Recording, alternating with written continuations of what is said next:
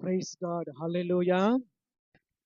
ప్రభువును రక్షకునైన యేసుక్రీస్తు నామములో మీ అందరికీ శుభములు తెలియజేస్తూ ఉన్నాను ప్రియులారా.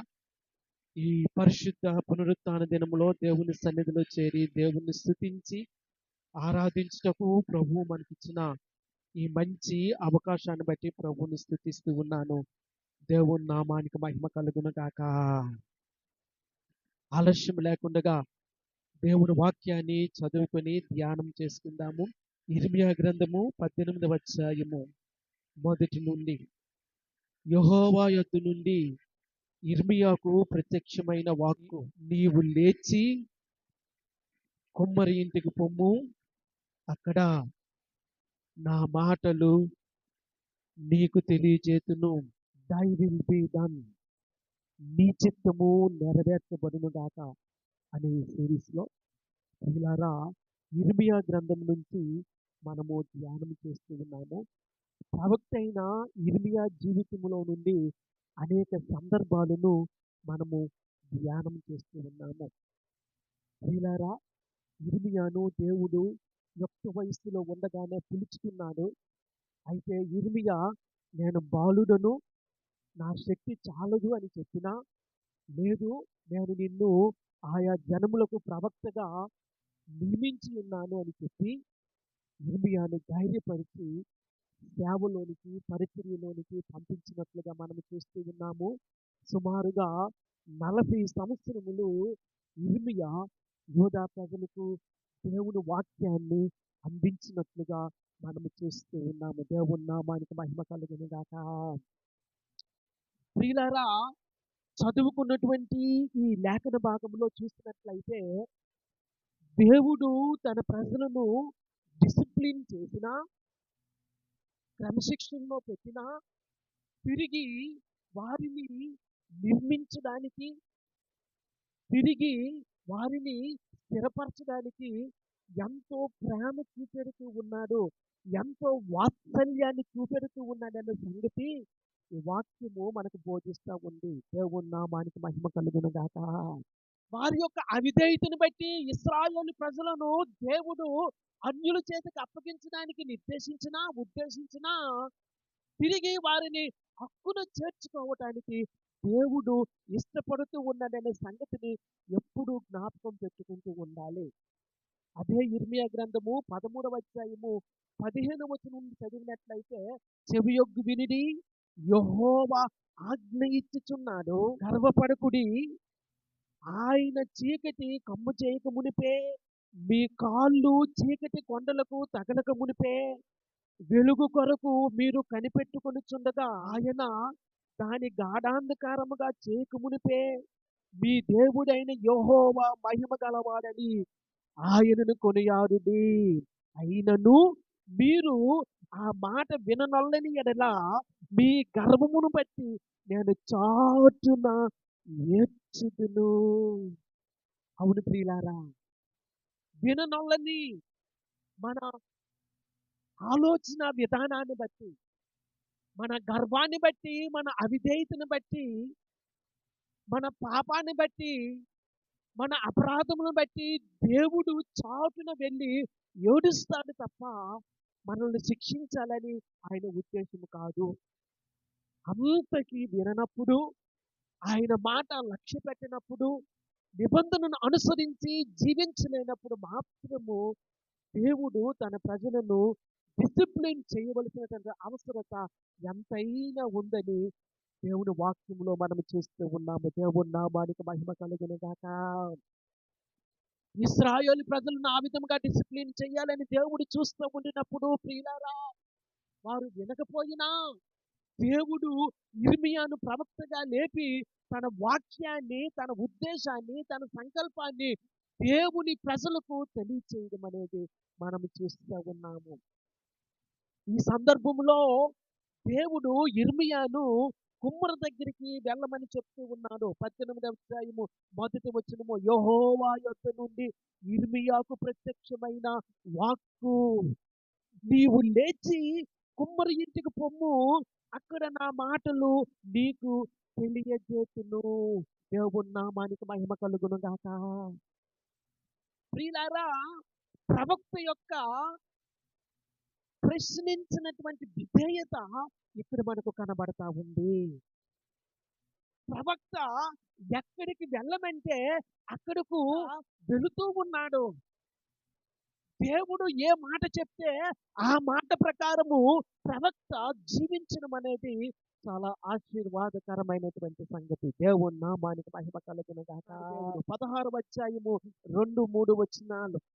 ఈ స్థలమందు నీకు కుమారులైనను కుమార్తెలైనను పుట్టుకయుండునట్లు నీవు వివాహము చేసుకొనకూడదు. దేవుని సేవకు సమర్పించుకొని, పరిచర్యకు సమర్పించుకొని, దేవుని వాక్యము ప్రకటించడానికి జనములకు ప్రవక్తగా నియమింపబడినప్పుడు దేవుడు ఇర్మియాకు ఇస్తున్నటువంటి కఠినమైనటువంటి ఆజ్ఞ ఏంటంటే నీవు వివాహము చేసుకోవచ్చు. నిజమే ప్రియులారా, ఎంత కఠినమైనటువంటి ఆజ్ఞ! అది ఎవరైనా పాటించగలరా? అని ఇర్మియా పాటించాడు. యవ్వనస్తుడు దేవుని సేవ కొరకు, దేవుని పరిచర్య కొరకు సమర్పించుకున్నాడు. జనములకు ప్రవక్తగా నియమింపబడి ఉన్నాడు. ఇప్పుడు దేవుడు చెప్తున్న సంగతి ఏంటంటే నీవు వివాహము చేసుకోవద్దు. అంటే ఇర్మియా వివాహము చేసుకోలేదు. దేవుని సేవకు సంపూర్ణముగా సమర్పించబడి ఉన్నాడు. దేవుని నామానికి మహిమ కలుగును గాక. ప్రియులారా, దేవుని సేవకుని యొక్క సమర్పణ. ఈ ఉదయకాల సమయంలో మిషనరీల గురించి సహోదరి చెప్పగా మనం విన్నాము. వారి యొక్క కుటుంబం యొక్క సమర్పణ. ప్రియులారా, వారికి ఉన్న సుఖాన్ని, వారికి ఉన్నటువంటి ప్రతి విధమైన జీవితాన్ని విడిచిపెట్టి, తృణీకరించి, పానార్పణముగా పోసి అనేక మంది రక్షణార్థము ఆయా దేశాలకు వెళ్ళి అనారోగ్యము పాలైన దేవుని సేవను విడిచిపెట్టక దేవుని సువార్తను ప్రకటించి అనేక మందిని దేవుని వైపు తిప్పినట్లుగా మనం చూస్తూ ఉన్నాము. దేవుని నామానికి మహిమ కలుగును గాక. ఇర్మియాను గుర్చినటువంటి మరొక సంగతి 13వ అధ్యాయము 4వ వచనం నుండి చదివినట్లయితే, నీవు కొని నడుమున కట్టుకొనిన నడుకట్టుకొని తీసుకొని లేచి యూఫ్రటీస్ నది యొద్దకు పోయి అక్కడనున్న బండబీటల్లో దానిని దాచిపెట్టుమనగా యెహోవా నాకు ఆజ్ఞాపించినట్లు నేను పోయి యూఫ్రటీస్ నది యొద్ద దానిని దాచిపెట్టి తిని. అనేక దినములైన తరువాత యెహోవా నీవు లేచి యూఫ్రటీస్ నది యొద్దకు పోయి నేను అక్కడ దాచిపెట్టుమని నీకు ఆజ్ఞాపించిన నడికట్టును అక్కడి నుండి తీసుకొనమని నాతో చెప్పగా, నేను యూఫ్రటీస్ నది యొద్దకు పోయి తవ్వి ఆ నడికట్టును దాచిపెట్టిన చోటు నుండి దాన్ని తీసుకుంటుని. నేను దానిని చూడగా ఆ నడికట్టు చెదిపోయి ఉండెను. అది దేనికి పనికిరానిదాయను. ప్రియులారా, దేవుని వాక్యంలో మనము చూస్తూ ఉన్నాము. నీ నడికట్టు తీసుకొని వెళ్ళు. అది యూఫ్రటీస్ నది పక్కన ఒక బండ సందుల్లో దాన్ని పాతిపెట్టు అంటే పరుగు పరుగున ఇర్మియా వెళ్ళి తన నడికట్టును తీసి అక్కడ పాతి పెట్టాడు. కొన్ని రోజులైన తర్వాత నీవు మరలా వెళ్ళి ఆ నడికట్టును తీసి చూడమనగా ఆ నడికట్టును తీసి చూడగా అది చెడిపోయినదాయను. దానిలో నుంచి యూదా జనులకు ఒక పాఠాన్ని దేవుడు నేర్పిస్తూ ఉన్నాడు. 9వ వచనంలో చూసినట్లయితే యెహోవా ఈ మాట సెలవిచ్చుచున్నాడు, ఈ విధముగానే యూదా వారి గర్వమును యెరూషలేము నివాసులలో మహా గర్వమును నేను భంగపరుచుదును. ప్రియులారా, ఒక సూచన, ఒక ఆనవాలు దేవుడిస్తూ ఉన్నాడు. అది చేయడానికి దేవుడు తన సేవకుడిని ఆజ్ఞాపిస్తూ ఉన్నాడు. నీ వెళ్ళంటే వెళుతూ ఉన్నాడు. నీవు దాన్ని పాతిపెట్టంటే పాతి పెడుతూ ఉన్నాడు. నీవు దాన్ని తీసుకుని రా అంటే తీసుకుని వస్తూ ఉన్నాడు. నీవు దేవుని వాక్యాన్ని యూదా ప్రజలకు, యెరూషలేము ప్రజలకు ప్రకటించంటే ప్రకటిస్తా ఉన్నాడు. నీవు వివాహం చేసుకోవద్దంటే వివాహం చేసుకోకుండా దేవుని వాక్యాన్ని ప్రకటించడానికి దేవుని సేవకునిగా, ప్రవక్తగా జనముల్లో ఎంచబడతా ఉన్నాడు నిర్మియా. దేవుని నామానికి మహిమ కలుగును గాక. హల్లెలూయా. ప్రియులారా, ఈ సందర్భంలో చూసినట్లయితే ఇర్మియాను దేవుడు కుమ్మరి యొద్దకి పంపిస్తూ ఉన్నాడు. దేవుని నామానికి మహిమ కలుగును గాక. 18వ అధ్యాయము 2వ వచనం నుండి, నీవు లేచి కుమ్మరి ఇంటికి పొమ్ము, అక్కడ నా మాట నీకు తెలియజేతును. నేను కుమ్మరి ఇంటికి వెళ్ళగా వాడు తన సారె మీద పని చేయుచుండెను. దేవుని నామానికి మహిమ కలుగును గాక. అంతలో ప్రవక్త చూసిన సంగతి ఏంటో 4వ వచనంలో మనకు కనబడతా ఉంది. కుమ్మరి జిగటమంటితో చేయుచున్న కుండ వాడి చేతిలో విడిపోగా. దేవుని నామానికి మహిమ కలుగును గాక. హల్లెలూయా. కుమ్మరి జిగటమంటిని తీసుకొని ఆ మంటితో కుండను తయారు చేస్తా ఉన్నాడు. ఎంత శ్రద్ధగా ఆ మట్టిని తీసుకొని వస్తారో తెలుసా? చాలా ప్రయాసపడి ఎంచి ఏదైతే పాత్రలు తయారు చేయడానికి అనుకూలంగా ఉంటుందో ఆ మట్టిని తీసుకొని వచ్చి దానిని మట్టి పాత్రలుగా తయారు చేస్తూ ఉంటారు. దేవుని నామానికి మహిమ కలుగును గాక. ఎంతో ప్రయాసపడి ఆ మట్టిని తీసుకొని వచ్చి ఆ జిగటి మంటితో పాత్రను తయారు చేస్తూ ఉంటే ఆ పాత్ర విడిపోయింది. ఒక దైవజనుడు చెప్పినట్లుగా విడిపోయినటువంటి ఆ జిగటి మన్ను అసమాధానమైనటువంటి ప్రజలకు సాదృశ్యముగా ఉంది. అవును ప్రియులారా, ఏకీభవించని ప్రజలు, అసమాధానముగా ఉండేటువంటి ప్రజలు, ప్రియులారా, దేవుని యొక్క చిత్తము చెయ్యడానికి, దేవుని యొక్క ఉద్దేశము చెయ్యడానికి, దేవుని యొక్క సంకల్పము చెయ్యడానికి సహకరించినటువంటి ప్రజలు. ఇంకో మాటలో చెప్పాలంటే దేవుని యొక్క చిత్తముతో పొసగలేనటువంటి ప్రజలకు సాదృశ్యముగా ఉంది. అవును ప్రియులారా, నిజమే. మన జీవితాల్లో దేవుడు తనకిష్టమైన పాత్రలుగా మనల్ని తయారు చేయాలని ఆయన ఎంతో శ్రద్ధతో మనల్ని వెతికి మనం నిర్ణయించుకుంటే మనమేమో దేవుని చిత్తానికి వ్యతిరేకముగా జీవిస్తూ ఆయనకు ఆయాసము కలిగించే విధముగా మన బ్రతుకులు జీవిస్తూ విడిపోయినటువంటి, సహకరించినటువంటి, పొసగినటువంటి జిగటి మన్నులాగా మన జీవితాలు ఉండడం అనేది విచారకరమైనటువంటి సంగతి. అయితే ప్రియులారా, ఆశీర్వాదకరమైన సంగతి ఏంటో తెలుసా? నీవు పొసగలేదని, నీవు అసమాధానముగా ఉన్నావని, నీవు దేవునికి అనుకూలముగా లేవని దేవుడు నిన్ను విడిచిపెట్టడు. ప్రియులారా, ఈ లేఖన భాగములో ఆశీర్వాదకరమైనటువంటి సంగతి ఏంటంటే కుమ్మరి జిగటమంటితో చేయుచున్న కుండ వాని చేతిలో విడిపోగా ఆ జిగటమన్ను మరలా తీసుకొని, ఆ జిగటమన్నును మరలా తీసుకొని, మరలా తీసుకునే మాట ఆశీర్వాదకరమైనది. నీ అవిధేయతలో దేవుడు నిన్ను విడిచిపెట్టలేదు. నీ అసమాధానములో దేవుడు నిన్ను విడిచిపెట్టలేదు. నీ గర్వములో దేవుడు నిన్ను విడిచిపెట్టలేదు.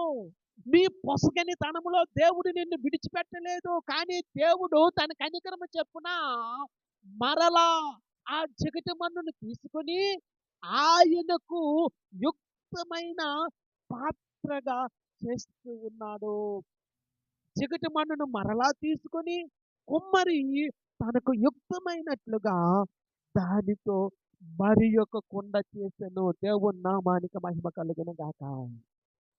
ప్రియులారా, ఇది ఒక గొప్ప పాఠాన్ని మనకు నేర్పిస్తూ ఉంది.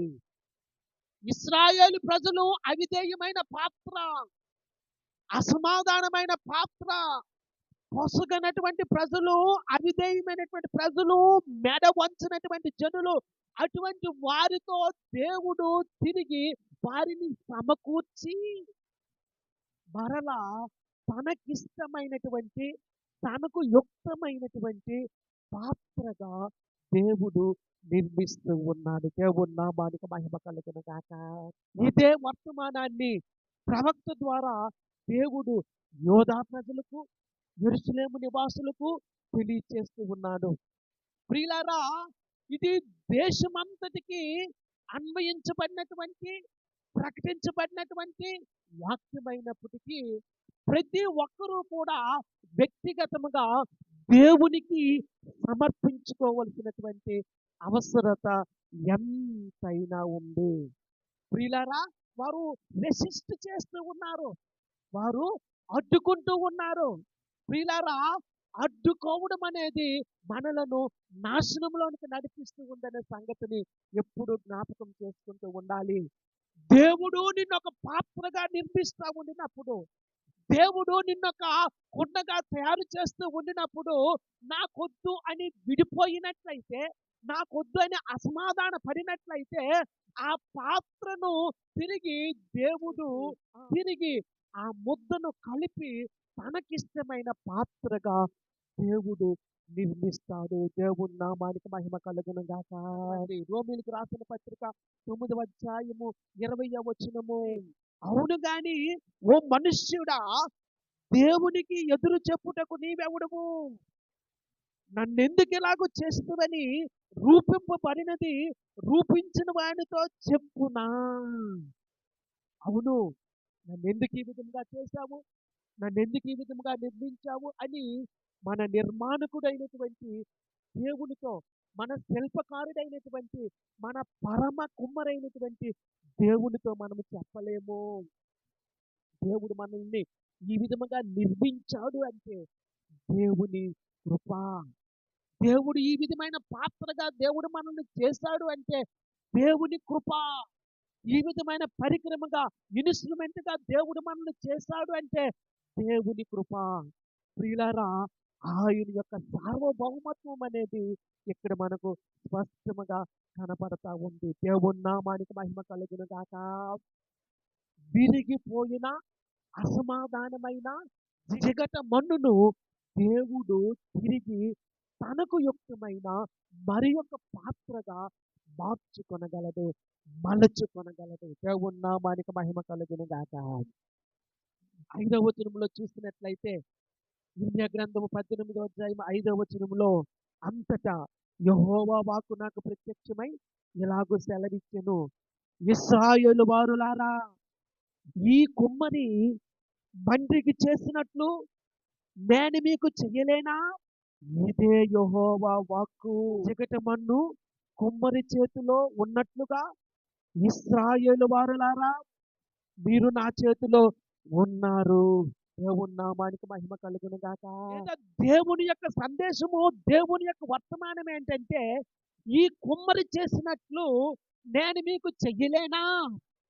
విడిపోయిన దానిని, అసమాధానముగా ఉన్న దానిని బాగు చేసి తిరిగి తనకు యుక్తమైన పాత్రగా మలిచిన ఆ కుమ్మరి చేసినట్లు నేను మీకు చెయ్యలేనా? చెయ్యగలడు. దేవుని నామానికి మహిమ కలుగును గాక. దేవునికి అసాధ్యమైనది ఏమీ లేదు.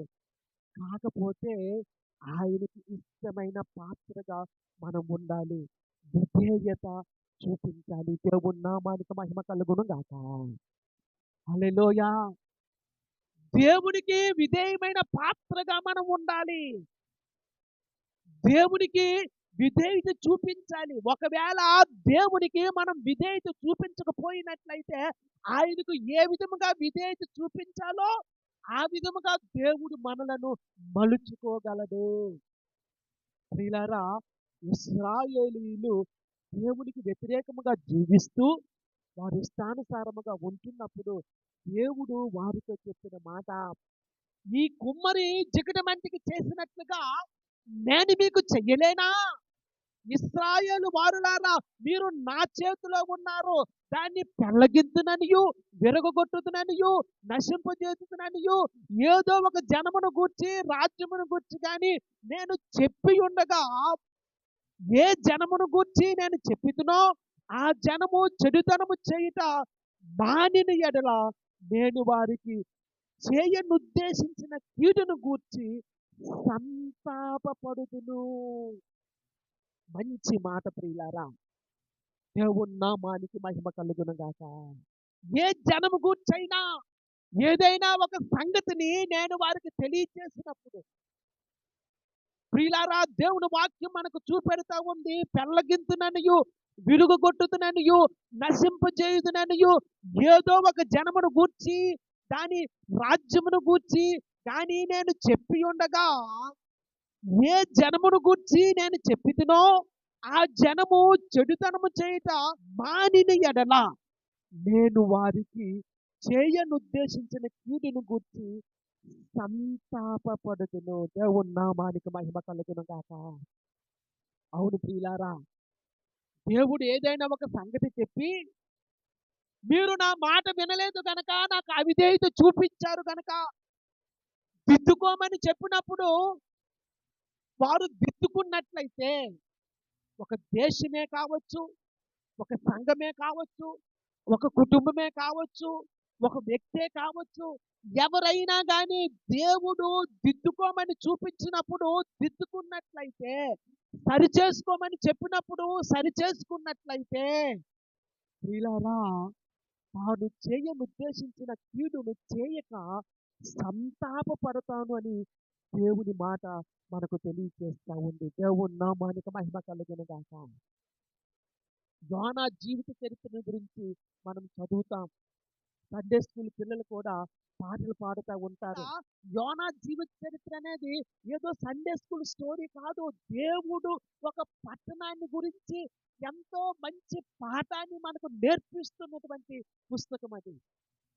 యోనా నినివే ప్రజల దగ్గరికి వెళ్ళమని దేవుడు ఆజ్ఞాపిస్తూ ఉంటాడు. ఎందుకంటే నినివే ప్రజలు దేవునికి వ్యతిరేకముగా జీవించినప్పుడు, దేవునికి లోబడక జీవించినప్పుడు దేవుడు ప్రవక్త అయిన యోనాను నినివేకి పంపించడం మనం చూస్తూ ఉంటాము. యోనా యొక్క అవిధేయత కూడా మనకు తెలుసు. అయితే చివరకు దేవుని ఉద్దేశం చొప్పున యోనా నినివే ప్రజలకు సువార్తను ప్రకటించిన తరువాత, దేవుని వాక్యాన్ని ప్రకటించిన తరువాత దేవుడు సంతాపపడినట్లుగా మనము చూస్తూ ఉన్నాము. దేవుని నామానికి మహిమ కలుగును గాక. ఉంది యోనా ప్రవచన గ్రంథము 2వ అధ్యాయము 10వ వచనములో, ఈ నినివే వారు తమ చెడు నడతను మానుకొనగా వారు చేయుచున్న క్రియలను దేవుడు చూసి పశ్చాత్తాపుడై వారికి చేయుదునని తాను మాట ఇచ్చిన కీడు చేయక మానెను. దేవుని నామానికి మహిమ కలుగును గాక. ఇశ్రాయేలు ప్రజల జీవితాల్లో కూడా అంతే. మీరు నా వైపుకు తిరిగినట్లయితే నేను ఏదైతే కీడును చేయను ఉద్దేశించి ఉన్నానో ఆ కీడును చేయక సంతాప పడతాను అని ఇక్కడ దేవుడు తన ప్రజలకు తెలియజేస్తూ ఉన్నాడు. దేవుని నామానికి మహిమ కలుగును గాక. 11వ వచనములో చూసినట్లయితే, కాబట్టి నీవు వెళ్ళి యోధా వారితోనూ యెరూషలేము నివాసులతోనూ ఇట్లనుము, యెహోవా సెలవిచ్చిన మాట ఏదనగా, మీ మీదకు తెచ్చుటకై నేను కీడుని కల్పించుచున్నాను, మీకు విరోధముగా ఒక యోచన చేయుచున్నాను. మీరందరూ మీ మీ దుష్ట మార్గములను విడిచి మీ మార్గములను మీ క్రియలను చక్కపరుచుకొనడి. సూటైనటువంటి మాట.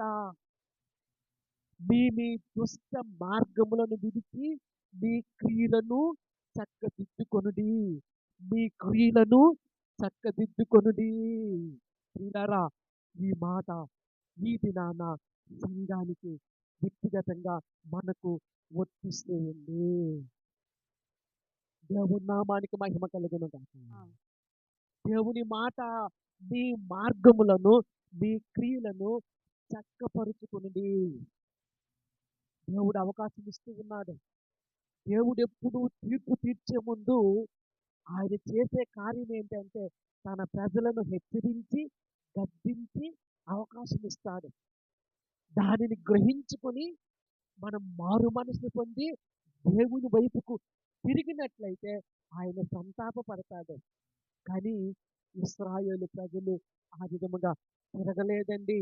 12వ వచనంలో చూసినట్లయితే అందుకు వారు నీ మాట నిష్ప్రయోజనము.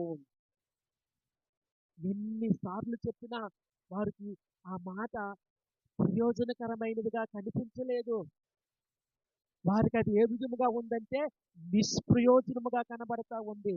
మేము మా ఆలోచనలు చొప్పున నడుచుకుందుము, మేమందరము మా మూర్ఖ హృదయము చొప్పున ప్రవర్తించుదుము అని అందరూ మా ఆలోచన చొప్పున మేము నడుస్తాము, మా మూర్ఖత చొప్పున మేము జీవిస్తాము అని వారు అంటూ ఉన్నారు. ప్రియులారా, ఇటువంటి దుర్భరమైన పరిస్థితి ఈ దినాన సంఘములో దేవుని ప్రజల్లో కూడా ఉంది. అందుకే హెచ్చరికగా ఈ సంగతులను దేవుడు మనకు బోధిస్తూ ఉన్నాడు. మీ మట్టుకు మీకు, నా మట్టుకు నాకు ఇది ఒక హెచ్చరిక. దేవుని నామానికి మహిమ కలుగును గాక. హల్లెలూయా, హల్లెలూయా. ప్రియులారా, దేవుని వాక్యములో మనం స్పష్టంగా చూస్తూ ఉన్నాము. మీరు మారు మనసు పొంది నా మాట విని నా వైపు తిరిగినట్లయితే నేను ఉద్దేశించిన కీడుని చెయ్యక సంతాపపడతానని తెలియజేస్తూ ఉన్నారు. అయితే వారు దేవుని విషయంలో సంతాపపడక, దేవుని వైపు తిరగక, మేము మా ఆలోచన చొప్పున నడుస్తాము, మా మూర్ఖ హృదయం చొప్పున ప్రవర్తిస్తాము అని అంటూ ఉన్నారు. అవును ప్రియులారా, మూర్ఖత చొప్పున, సొంత ఆలోచన చొప్పున జీవించినప్పుడు ప్రియులారా తప్పక నష్టాన్ని అనుభవించవలసి ఉన్నదని ప్రభువు పేరట నేను మీకు జ్ఞాపకం చేస్తూ ఉన్నాను. దేవుని నామానికి మహిమ కలుగును గాక. హల్లెలూయా. ఇర్మియా ప్రవక్త దేవుడు ఏ మాట చెప్తే ఆ మాట చెప్పున ఆ దేవుని మాటను శిరసావహిస్తూ ఇర్మియా తన ప్రజలకు లేదా తన దేశస్థులకు, తన పట్టణానికి, తన దేశానికి సేవ చేస్తూ ఉండినట్లుగా మనకు కనబడతా ఉంది. ఇర్మియా గ్రంథంలో నుండి కొన్ని పాఠాలను నేను మీకు జ్ఞాపకం చేయాలని ఆశపడతా ఉన్నాను. లేదా ప్రవక్త జీవితంలో నుండి కొన్ని పాఠాలను నేను మీకు జ్ఞాపకం చేయాలని ఆశపడతా ఉన్నాను. ప్రియులారా, ఈ ఇర్మియా గ్రంథంలో ఎన్నో సందర్భాలు ఉన్నాయి. అవకాశం ఉన్నప్పుడు ఈ గ్రంథాన్ని ధ్యానం చేయండి. ఒకటి, క్లిష్టమైన సమయాల్లో ఇర్మియా దేవుని పిలుపునకు లోబడ్డాడు. దేవుని నామానికి మహిమ కలుగును గాక. మనుషులందరూ దేవునికి వ్యతిరేకముగా తిరిగినప్పుడు, దేవునికి వ్యతిరేకముగా జీవిస్తూ ఉండినప్పుడు, వారి సొంత ఆలోచన చొప్పున, వారి సొంత ఇష్టం చొప్పున ప్రవర్తిస్తూ ఇష్టానుసారముగా జీవిస్తూ ఉండినప్పుడు ప్రవక్తగా పిలువబడ్డాడు. ఇర్మియా తన పిలుపునకు లోబడి ప్రవక్తగా నియమించబడ్డము ఆశీర్వాదకరమైనటువంటి సంగతి. దేవుని నామానికి మహిమ కలుగును గాక. రెండవ సంగతి ఏంటంటే తన పరిచర్యను బట్టి దేవుని వాక్యాన్ని ఉన్నది ఉన్నట్లు ప్రకటించుకుని బట్టి ఇర్మియా హింసించబడ్డాడు. ప్రియులారా, దేవుని వాక్యాన్ని ఉన్నది ఉన్నట్లుగా ప్రకటించాడు. ఎవరి మెప్పు కోసమో, ఎవరి ఆనందం కోసమో, ఎవరిని సంతోషపెట్టడం కోసమో ఆయన దేవుని వాక్యాన్ని వక్రీకరించలేదు. దేవుడు తనకి ఏదైతే దర్శనం చూపించుకున్నాడో, యెహోవా వాక్కు తనకి ఏదైతే ప్రత్యక్షమైందో, తనకు ప్రత్యక్షమైన దేవుని వాక్యాన్ని ఉన్నది ఉన్నట్లుగా ప్రకటించడం వలన అతనిని హింసించినట్లుగా చేస్తూ ఉన్నాను. ప్రియులారా, దేవుని వాక్యాన్ని ఉన్నది ఉన్నట్లుగా ప్రకటించినప్పుడు హింస తప్పదు.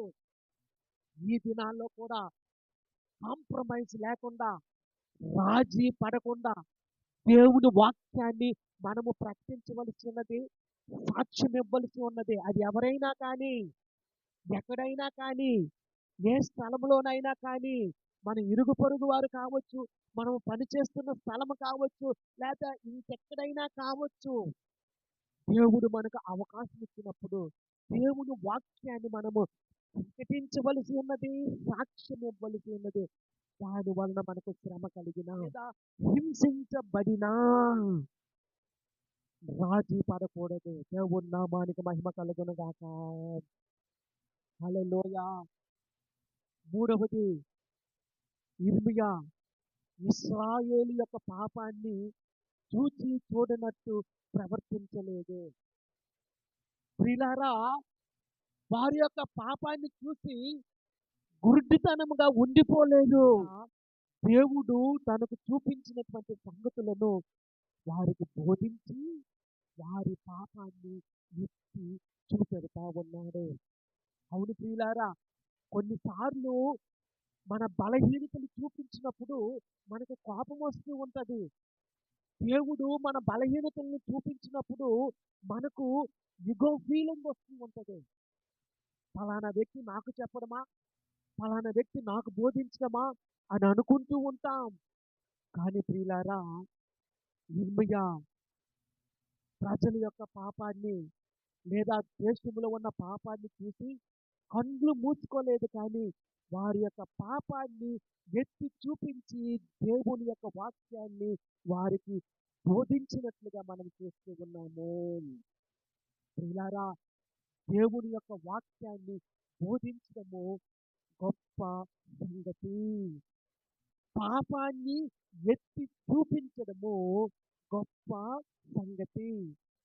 పాపాన్ని ఎత్తి చూపించక చూచి చూడనట్టు ఉండడం అనేది దేశభక్తి కాదు అనే సంగతిని నేను మీకు జ్ఞాపకం చేస్తూ ఉన్నాను. దేవుని నామానికి మహిమ కలుగును గాక.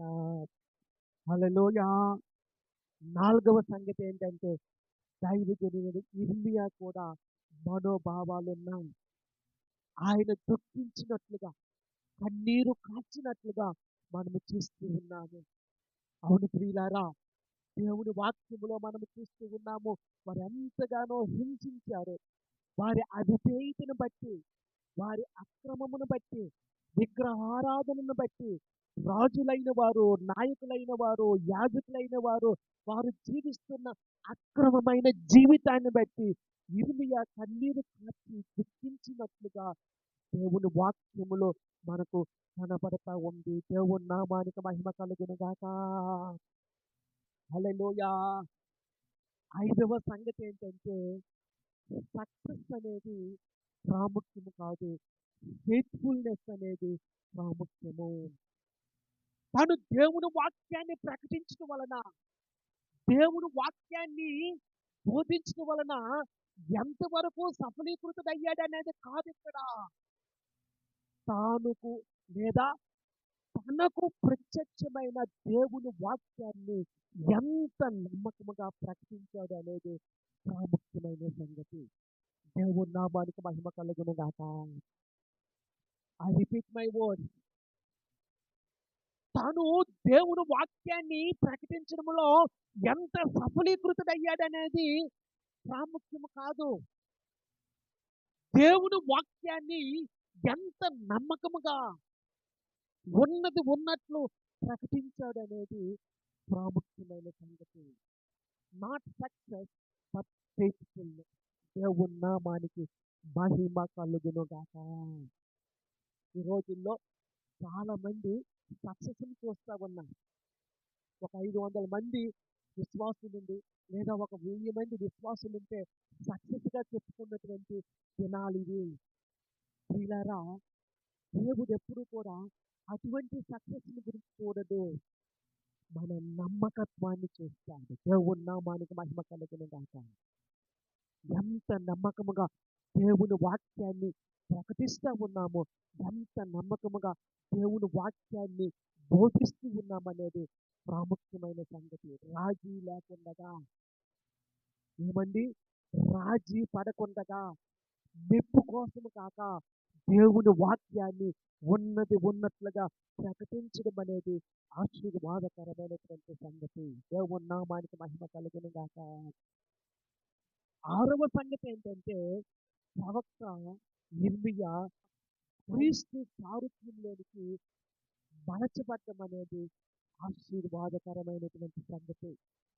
ఒకానొక సందర్భంలో యేసుక్రీస్తు ప్రభువారు ఈ భూమి మీద పరిచర్య చేస్తున్నటువంటి ఆ దినాల్లో ప్రజలు నన్ను గూర్చి ఏమనుకుంటూ ఉన్నారని శిష్యులకు అడిగినప్పుడు, శిష్యులు ఇచ్చినటువంటి సమాధానము, అయ్యా, కొంతమంది బాప్తిసమిచ్చి యోహానని చెప్పుకుంటూ ఉన్నారు, మరి కొంతమంది ఏలియా అని చెప్పుకుంటూ ఉన్నారు, మరి కొంతమంది యిర్మీయా అని చెప్పుకుంటూ ఉన్నారు. దేవుని నామానికి మహిమ కలుగును గాక.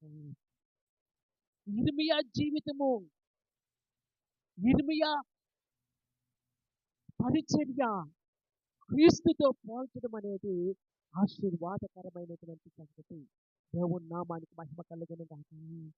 ఒకవేళ మీకు వీలైనట్లయితే ఇంటికి వెళ్ళి చదవండి. మత్తయి సువార్త 16వ అధ్యాయం 14వ వచనంలో ఆ మాట ఉంటుంది. క్రీస్తు సారూప్యంలోనికి మలచబడుట. అవును, యిర్మీయా క్రీస్తు సారూప్యంలోనికి, దైవ సారూప్యంలోనికి మలచబడినట్లుగా అనేక మందిని దేవుని సారూప్యంలోనికి మలచడానికి దేవుని చేతిలో పాత్రగా వాడబడినట్లుగా మనము చూస్తూ ఉన్నాము. దేవుని నామానికి మహిమ కలుగును గాక. చివరిదిగా, ఏడవదిగా, యిర్మీయా గ్రంథములో నుండి, ప్రవక్త జీవితములో నుండి మనం నేర్చుకోగలిగినటువంటి ఏడవ పాఠము, దేవుడు సార్వభౌముడు, సర్వాధికారి. దేవుని నామానికి మహిమ కలుగును గాక. ఇశ్రాయేలు ప్రజలను ఆయన ప్రశ్నిస్తున్న సంగతి, ఈ కుమ్మరి ఆ కుండకు చేసినట్లుగా నేను మీకు చెయ్యలేనా? ఇశ్రాయేలు ప్రజలారా, మీరు నా చేతిలో ఉన్నారు, మీరు పగిలిపోయారేమో, అసమాధానముగా ఉన్నారేమో, సహకరించిన ప్రజలుగా ఉన్నారేమో, మీరు మిమ్మల్ని గ్రహించుకొని గమనించుకొని దేవుని చిత్తములో ఏకీభవించినట్లయితే, దేవుని సంకల్పంలో ఏకీభవించినట్లయితే, తిరిగి నేను యుక్తమైనటువంటి మరొక పాత్రగా చేయగలను. ఎందుకంటే ఏదైనా చేయగలగటానికి దేవుడు సార్వభౌముడు. దేవుని నామానికి మహిమ కలుగును గాక. సార్వభౌముడైన దేవుడు, సర్వశక్తి కలిగిన దేవుడు ఏదైనా చెయ్యగలడు గనక, ప్రియులారా, ఈ పాఠాలన్నింటినీ మన జీవితాల్లో అన్వయించుకుంటూ దేవునికి ఇష్టమైన పాత్రలుగా చేయబడి, దేవుని చిత్తాన్ని జరిగించే పాత్రలుగా మనమందరము ఉండాలని, ఆ విధముగా ప్రభు వాళ్ళలో మనము చెయ్యి ముంచాలి అని మరొకసారి తెలియజేసుకుంటూ ఈ నా మాటలు ముగిస్తూ ఉన్నాను. అటువంటి కృపను పరిశుద్ధాత్మ దేవుడు మనందరికీ నడిపించి జీవించి ఆశీర్వదించునుగాక. ఆమేన్. ప్రార్థన. పరిశుద్ధుడు అయిన తండ్రి, ప్రేమ కలిగిన ఆయన, వందనాలు చెల్లిస్తూ ఉన్నాను. కుమ్మరి చేతిలో ఆ జగటమన్ను విడిపోయినప్పుడు కనికరించి ఆ కుమ్మరి తిరిగి తనకు యుక్తమైన పాత్రగా తయారు చేసినట్లుగా మీ వాక్యంలో మేము ధ్యానించి ఉన్నాము. పరమ కుమ్మరి, నిండు మనసుతో వందనాలు చెల్లిస్తూ ఉన్నాను కదా. మా అవిధేయత వలన, మా అసమాధానం వలన ఏకీభవించని మా స్థితిని బట్టి మమ్మల్ని క్షమించి, ప్రభా, మీకు మీకు యుక్తమైన పాత్రగా మమ్మల్ని మలుచుకొనమని ప్రార్థిస్తూ ఉన్నాను. మీ చిత్తాన్ని, మీ ఉద్దేశాన్ని, మీ సంకల్పాన్ని మా జీవితాల్లో నెరవేర్చండి. నిండు మనసుతో కృతజ్ఞతలు చెల్లిస్తూ స్తుతిస్తూ మీ దయించమని ప్రార్థన చేస్తూ యేసుక్రీస్తు నామములో స్తుతించి ప్రార్థిస్తూ ఉన్నాను, కొనియాడుతూ ఉన్నాను. జీవము గల పరమ తండ్రి. ఆమేన్.